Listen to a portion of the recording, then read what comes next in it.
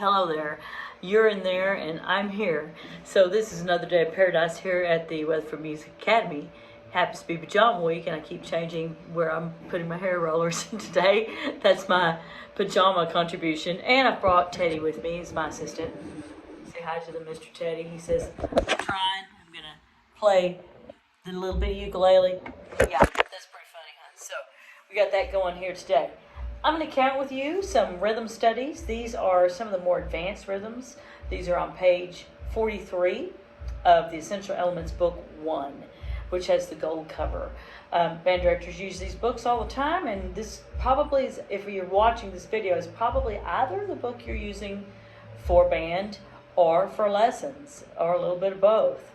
But these are great lines. These are counting lines that a lot of the time they'll use for tiebreakers and things of this nature. So we're going to start with page 43. Like I said, there are other videos that address the other lines, and I'm going to start with line that is numbered 37. They're also just numbered in that left-hand column. That's the first line on this page. The second line is numbered at the beginning of the line 41, then the third line 45, 49, and so on. Okay, so I'm going to start with line 37 and address a couple of lines in each video. Line 37, a majority of this is eighth notes, one te. Remember, downbeat is down, upbeat is up. Some bands like it to be big when you count. I just want to make sure I can see it, when I was watching for band class, and that your hands were with your feet. So when you're down, that means your foot should also go down. When you're clapping up, that's the same time your foot should be raising up. That's a big deal. If you have it backwards, you don't get credit. So it really has to be right, when you're counting, especially when the rhythms start getting to this kind of rhythm and beyond, like in book 2. Okay, so we're looking at these rhythm studies. Line 1, it is eighth notes mostly. I see a couple of quarter notes. You want to kind of gaze it before you count it if they ask you to count at school or if you're going to practice it. And then there's a couple of rests. They are quarter note rests, one beat. So everything in here is either one beat or a half beat. Okay, here we go. Down, up, counting now. 1 te, 2 te, 3 te, 4. 1 te, 2 te, 3, 4 te. 2 te, 3 te, 4 te, 1 te, 2 te, 3 te, rest.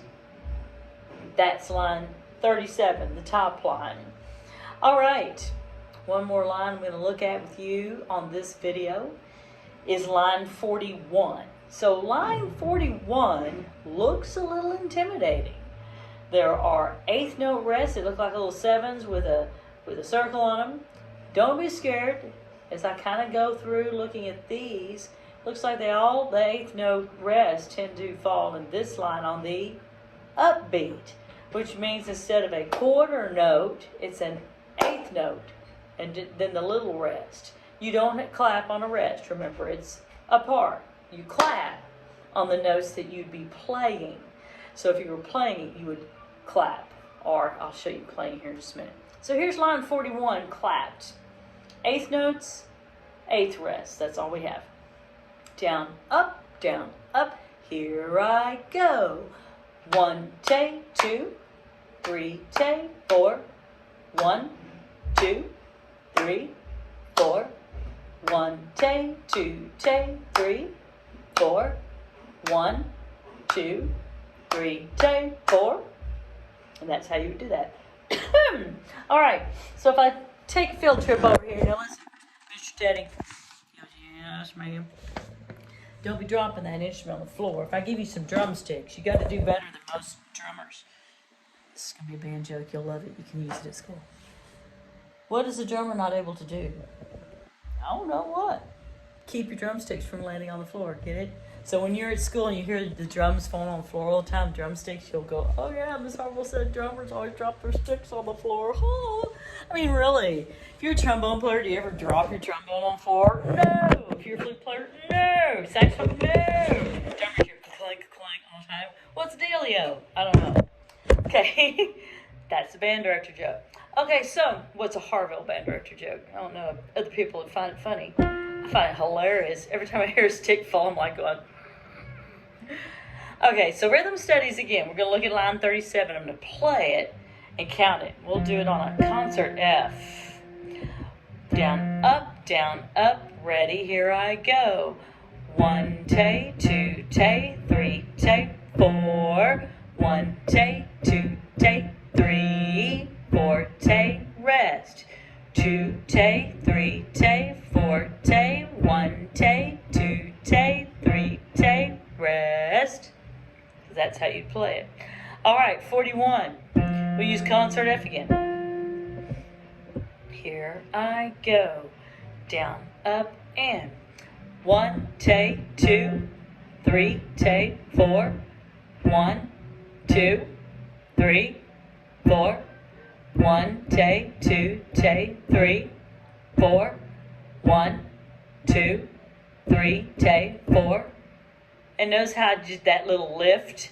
Now, if you were doing it in a wind instrument, oh my gosh, I put everything up. Oh, maybe I can find one real quick. Oh yeah, recorder will work, even though it's not technically a band instrument. But I want to show on 41, you don't want to stop the air with your tongue. That's a bad sound, and the band director's gonna get mad at you. You will lose a challenge. They'll go, oh, wow, if you play the rhythm line, oh, we're gonna play the rhythm line instead of counting. Remember, stop any rest with your air, not with your tongue hitting the reed or hitting the mouthpiece or stopping the air inside your mouth if you're a flute player with the tongue. You just stop the air and it'll stop the note. Plain and simple. So, like 41, for example. I'm going to play it on a B. Like you do Star Holocaust Buns. Okay, so I'm going to start on this note this time. 41.